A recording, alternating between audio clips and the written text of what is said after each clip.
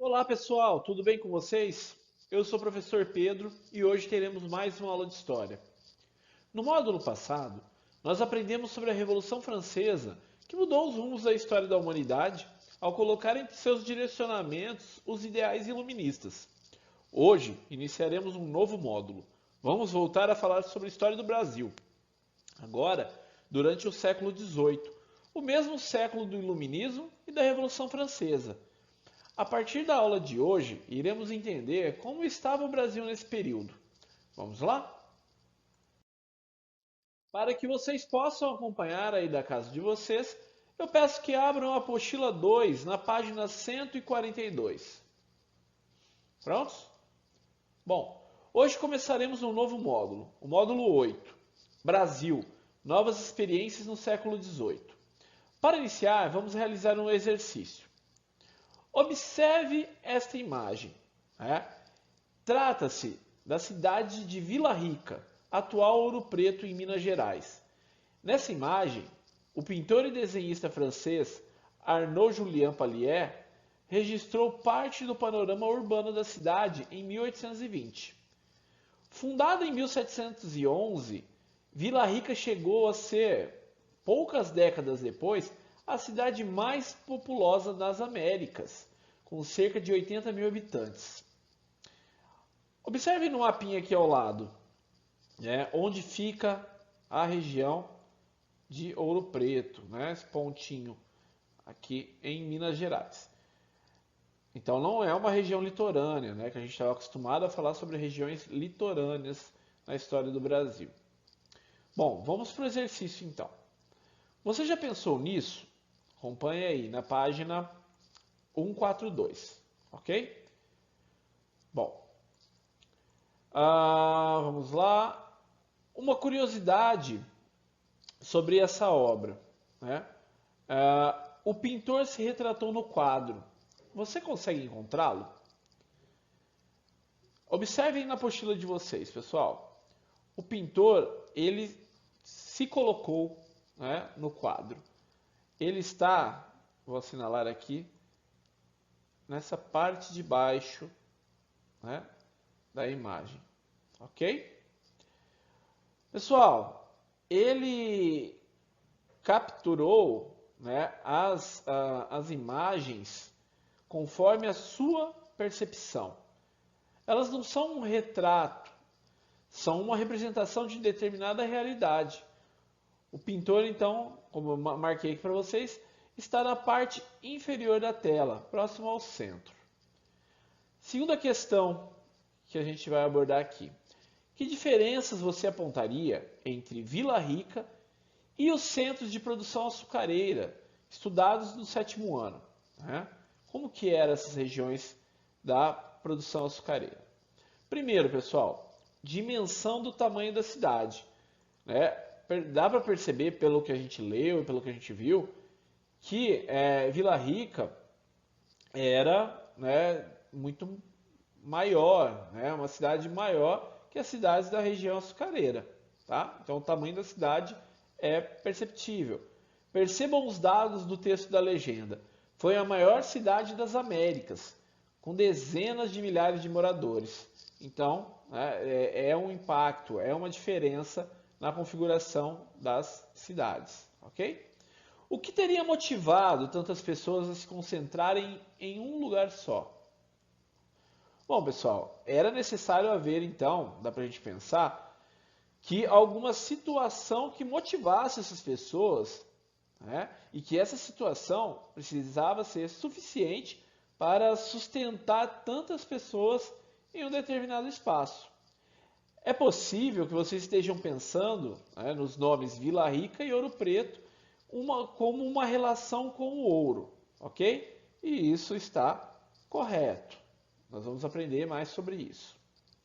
Como seria o cotidiano de uma cidade tão grande no século XVIII? Como sustentar, alimentar e vestir tanta gente? Pessoal, aqui nós podemos também levantar algumas hipóteses, de acordo com o que já estudamos sobre organizações de cidades, como plantações de alimentos, transporte de víveres, de outras regiões e construções de casas, ok? Então, para ter toda essa estrutura da cidade, teve que ter essa mobilização, plantação de alimento, transporte e construção de casas, ok? Mas percebam, nós vamos estudar um Brasil que estava passando por transformações no século XVIII. Agora abram na página 143. Temos esse título, A Busca pelo Eldorado no Coração da Colônia.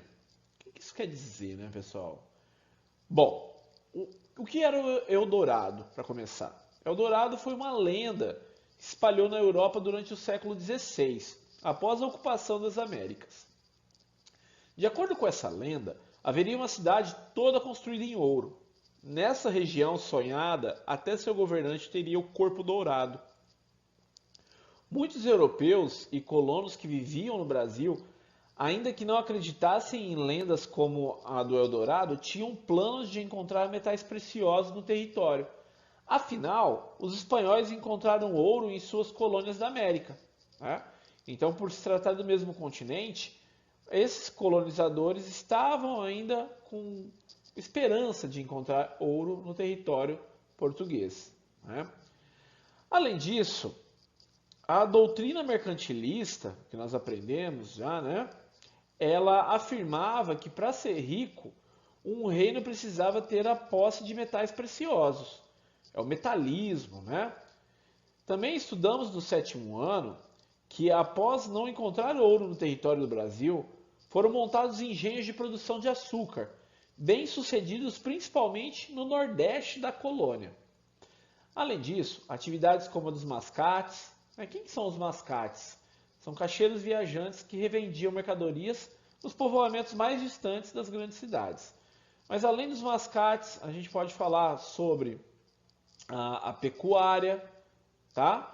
Podemos falar sobre a coleta das drogas do sertão, o plantio do algodão, do tabaco, tá? Que levaram os colonizadores para áreas do interior do território, ok? Eram atividades que também levavam para uma interiorização. No entanto, quem sistematicamente mais se ocupou em conhecer e explorar o interior do Brasil foram os bandeirantes paulistas, tá? Com o fracasso dos engenhos no Sudeste, os habitantes de São Paulo passaram a buscar outras ocupações. Naquele momento, a invasão dos holandeses no Nordeste, como veremos na página 145, no texto Ouro em Boa Hora, né? Naquele momento, então, essa invasão dos holandeses interrompeu boa parte do fluxo de africanos escravizados para o Brasil. Com isso, grupos de paulistas se lançaram na captura de indígenas para sustentar o comércio com regiões sob domínio português. Esses grupos eram formados por pessoas que conheciam a língua nativa e, como as expedições de captura foram chamadas de bandeiras, esses homens que saíam de São Paulo rumo ao sertão, nome dado ao interior do Brasil, ficaram conhecidos como bandeirantes. Veja o mapa ao lado, pessoal. Então, as expedições, tanto para a caça de indígenas, que está em vermelho, quanto para a busca de ouro e diamante, elas partiam de São Paulo para regiões mais ao interior, mais distantes, ok? Já nessa imagem ao lado, vocês podem ver uma representação dos bandeirantes e indígenas capturados, que passariam a ser utilizados como mão de obra escrava, ok? Desde o início do século XVII, foram organizadas bandeiras, que era o nome dessas expedições, para aprisionamento de indígenas. Para capturar muitos de uma só vez, o alvo dos bandeirantes eram as missões religiosas. O que era uma missão religiosa? Eram, então, territórios que a igreja acabava controlando um grupo de indígenas,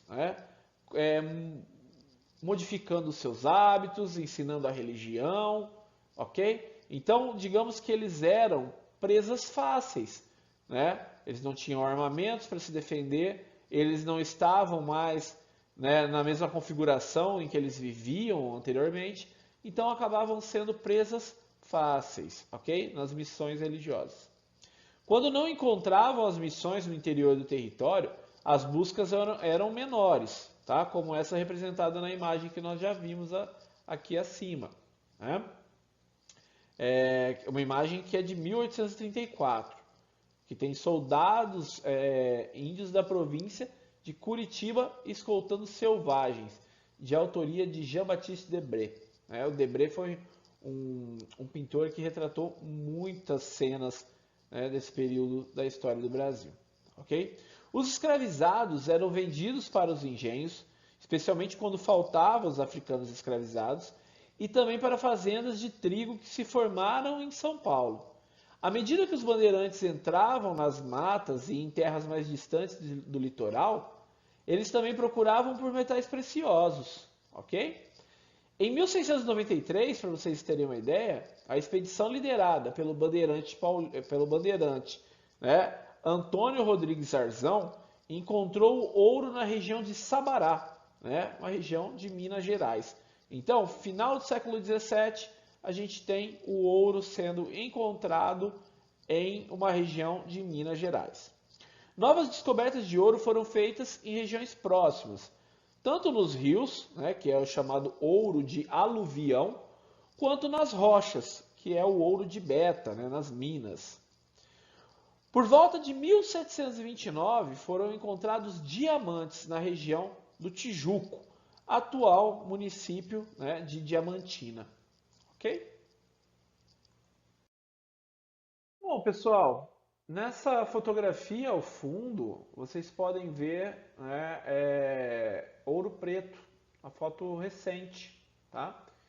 Ouro Preto, ela ainda guarda muitos vestígios dessa arquitetura colonial, tá? Então é um excelente local para aprendermos sobre a história do Brasil, né? Nessa aula de hoje, pessoal, vocês compreenderam então as especificidades, tá, da organização socioeconômica da atividade mineradora no Brasil. O que eu quero dizer com isso? É o seguinte, nós estamos falando de um período de transformações socioeconômicas do Brasil.